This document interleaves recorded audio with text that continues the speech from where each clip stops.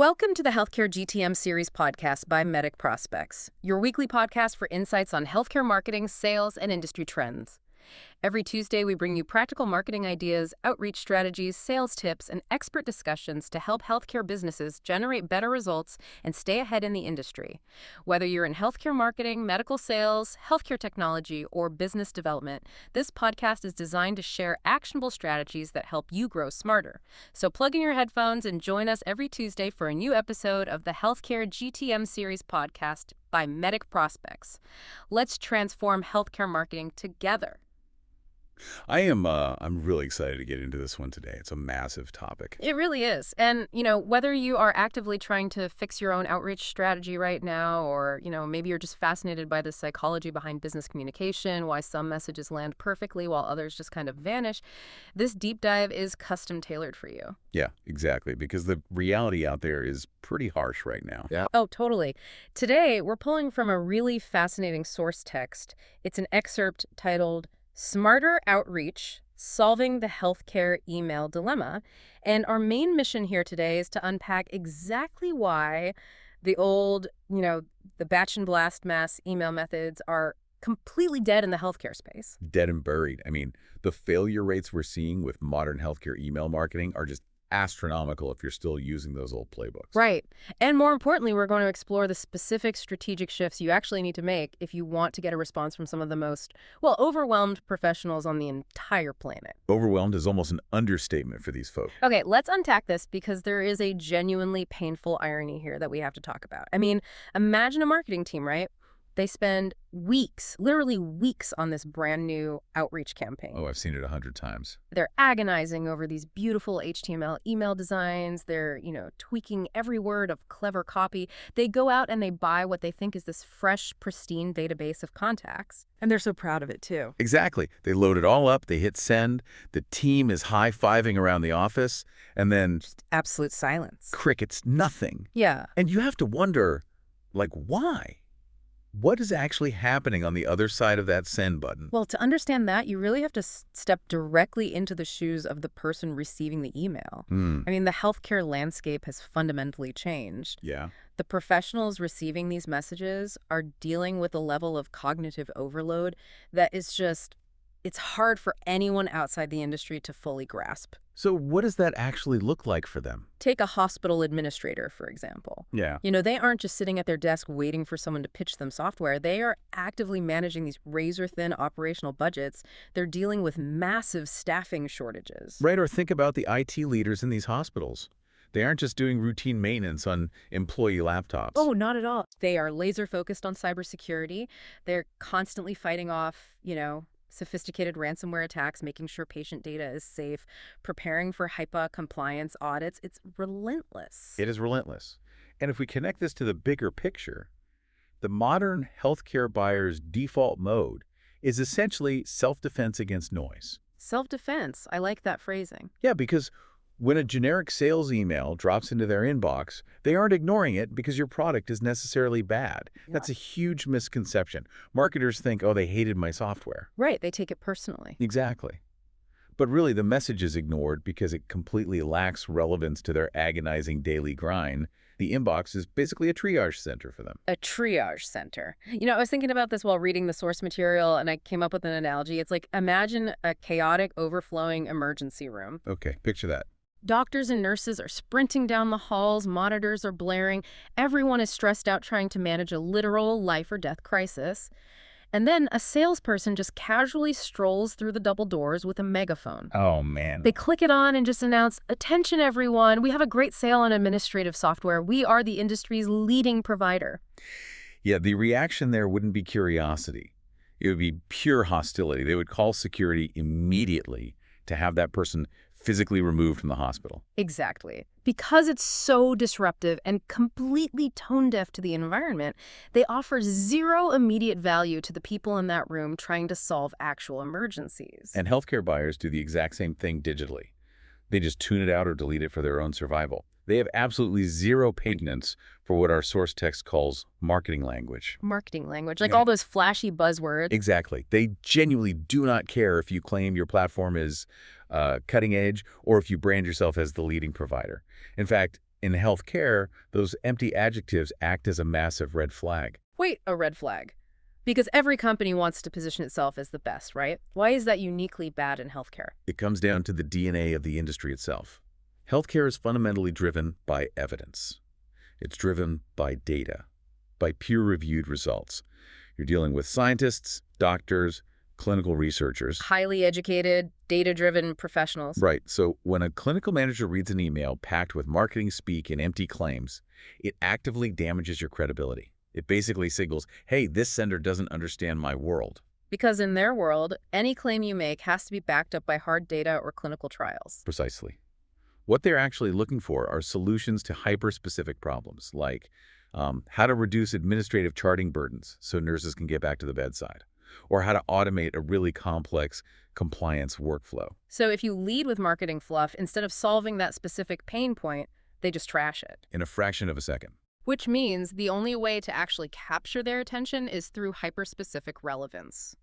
The source text makes it very clear that role-based personalization is just completely non-negotiable. It is the absolute baseline now. Because, I mean, a hospital CFO has vastly different priorities compared to a clinical manager, right? The CFO is looking at the bottom line. They care about ROI and risk mitigation. Right, keeping the hospital financially afloat. But the clinical manager is looking at patient outcomes, ease of use for the staff, reducing nurse burnout. You can't just send them the same generic message. If you try to send a mass-produced message that speaks to both of those realities, it will resonate with neither. It'll just look like a generic blast. You have to tailor the rhetoric, the evidence, and the specific value to their role. Wait, role-based personalization makes sense, but isn't that exhausting for a marketing team? How do you balance speaking to a CFO versus a clinical manager without basically running two entirely different companies? Yeah, I know it sounds overwhelming. It definitely requires a lot more upfront strategy, but you aren't changing your underlying product. You're just changing its functional utility for that specific user. Okay, tell me more. How does that work in practice? Think of your product like a Swiss Army knife. The tool itself is always the same. Right. But you don't hand a CFO the corkscrew when they desperately need the pliers. Yeah. I see. When you speak to the CFO, you pull out the specific attachment that solves their financial emergency. You talk about cost savings and operational efficiency. Yeah. When you speak to the clinical manager, you pull out the blade that cuts through administrative red tape. So you're just translating the value, not reinventing the tool. Exactly. The alternative is just blasting out a picture of a closed Swiss Army knife to everyone and, hoping they figure out how to open it themselves. And they won't. They don't have the time. Right. So the effort to personalize by role is just non-negotiable. But, and this is the really terrifying reality here, you could write that flawless role-based masterpiece, right? You pull out the exact right tool for the CFO. No fluff, hyper-relevant, beautifully written. Yeah. And the CFO will still never see it. Because before you even worry about the psychology or the perfect copywriting, you have to beat the mechanics of delivery. Yes. The silent campaign killer. Data decay. It's brutal. The source text highlights that relying on outdated or unverified contact information is a massive problem, especially because the healthcare sector is so volatile right now. Extremely volatile. Roles are shifting constantly. Entire departments are restructuring. Regional hospitals are merging into larger networks. I mean, up to 30% of your contact list from last year might already be gone. You're literally sending emails to ghosts. And what's fascinating here is how often marketers completely misdiagnose this specific failure. Really? How so? Well, a campaign launches, and it completely tanks, right? So the marketing team sits in a conference room, agonizing over the subject line. They rewrite the copy, assuming their messaging was just weak. They blame the pricing. Oh, wow. Yeah. They are completely oblivious to the fact that their brilliantly written emails never even reached the buyer's inbox in the first place. The email providers, Google, Microsoft, the hospital's internal firewalls, just quietly routed those messages straight to spam. Or bounced them entirely. Just because the sender used unverified data? Exactly. Here's where it gets really interesting, because it's not just about that one single email failing to go through. Think about it like writing a perfectly personalized, beautiful letter, but addressing it to a hospital wing that was demolished 3 years ago. That is exactly what it's like. And the post office doesn't just throw away that one piece of mail. If you relentlessly keep sending hundreds of letters to a demolished building, the post office starts to categorize you as a spammer who has absolutely no idea what they're doing.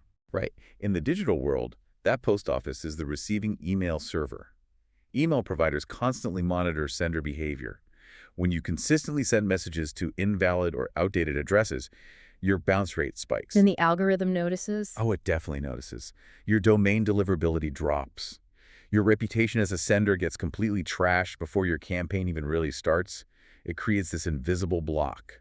Wow. So even when you finally do email a valid current address for a CFO who genuinely needs your product? The server still routes you to spam because your historical track record looks like a careless spammer. That is wild. Yeah, high-quality, constantly verified data isn't just a luxury or a best practice. It is the fundamental mechanical requirement just to reach the inbox. So meticulously cleaning your data is just the bare minimum to get to the starting line. It just means your paper airplane actually landed on the desk. Exactly. Getting to the desk is just step one. Step two requires a complete shift in overarching strategy. You have to move from the mechanics of delivery to the psychology of trust. Which brings us to the final piece of the puzzle from our sources today, the trust-building playbook, or what they call smarter communication. Right. So let's say we have that clean data. We have the Swiss Army knife role-based messaging, no marketing fluff. What is the actual strategy moving forward to turn that delivered email into a real relationship? The core shift is moving away from aggressive, short-term selling. You have to lean entirely into trust building. And you have to remember the stakes in this industry. The stakes are huge. Right. A bad software choice in retail maybe means a sluggish quarter. A bad software choice in healthcare. That could mean massive compliance violations, compromised patient data, or operational chaos in a literal life-or-death environment. So healthcare buyers are inherently cautious because they absolutely have to be. Exactly. They aren't going to upend their entire hospital's IT infrastructure just because you wrote a really clever subject line. They require proof of credibility long before they take action. What kind of proof are they looking for? They want detailed case studies of how you helped a similar hospital. They want to understand broader industry trends. They need genuinely helpful resources that prove you actually understand their highly regulated world. And they want to see all of this over time, right? Well before they ever agree to book a demo. Right. The source text talks about smarter communication taking the form of shorter emails, crystal clear messaging, and strategic timing. It really feels like this entire strategy just boils down to respecting their time. Respect is the currency of trust here. Smarter communication means recognizing that a healthcare professional's time is their most scarce asset. Absolutely. If you send a sprawling 5-paragraph email explaining every feature of your product, you are demanding a massive cognitive load from them. And you haven't earned the right to do that yet. But a short, clear email that offers a helpful resource like, say, a concise white paper on upcoming HIPAA changes, asks for very little time but provides high value. Think about how you buy things for your own life or work. Do you want to be rushed into a demo? Or do you want proof that the person selling to you actually understands your world? You want to feel safe making the decision. You want to know they are a partner, not just a vendor trying to hit a quota. Which is why success means prioritizing long-term relationship building rather than chasing a quick transactional response. But, that raises a tough question for sales teams driven by strict monthly quotas. Can they afford to be patient? They have to be. Because in healthcare, a slow no is often just a not yet. A slow no is a not yet. I love that. It totally reframes the entire timeline of a campaign. Changes how you measure success. Maybe that clinical manager doesn't have the budget this quarter. Or the hospital is in the middle of a massive merger and can't adopt new tools for 6 months. Right. If you continue to provide value quietly and respectfully over those 6 months, sending relevant case studies without demanding a meeting, you build deep trust. But if you try to rush that cautious buyer and get aggressive because you need to hit a metric by Friday, you destroy that trust permanently. You become the guy with the megaphone in the ER again. Exactly. So, what does this all mean? If we pull all these threads together from today's sources, the ultimate takeaway is pretty clear. Successful healthcare marketing is no longer about the sheer volume of emails you can blast out into the void. The batch and blast era is completely over. It is entirely about smarter, meaningful communication. It is about beating the algorithms with pristine data, respecting the buyer's incredibly limited time, and actually attempting to solve their real-world administrative or clinical challenges. It's a fundamental evolution. Yeah. You have to move from being a vendor who sells to a trusted partner who solves. You need the technical discipline for clean data, the empathy for role-based relevance, and immense strategic patience. Which leaves us with a really fascinating thought to end on today. Looking at where this industry is heading, if highly educated, cautious healthcare buyers are actively demanding case studies and genuinely helpful resources over traditional sales pitches, will the future of B2B healthcare marketing eventually stop looking like marketing altogether and start looking more like independent, peer-reviewed journalism? That is a wild thought, but the trajectory definitely points to a massive convergence. The traditional pitch is losing all its power. Right. It really makes you wonder if 10 years from now, a successful marketing team in this space won't look anything like an ad agency. They might just look like a team of clinical researchers. The lines between objective education and sales are permanently blurring, and the companies that realize that first, the ones who focus on educating rather than just selling, are the ones who are going to win. And they'll be the only ones who survive the storm of the modern inbox. So the next time you are preparing to hit send on a massive outreach campaign, take a step back and ask yourself, are you offering real role-based value and respecting the chaotic environment you are entering? Or are you just launching another paper airplane into a hurricane, hoping for a miracle? Definitely something to think about. For sure. Well, thanks for joining us on this deep dive. We'll catch you all next time.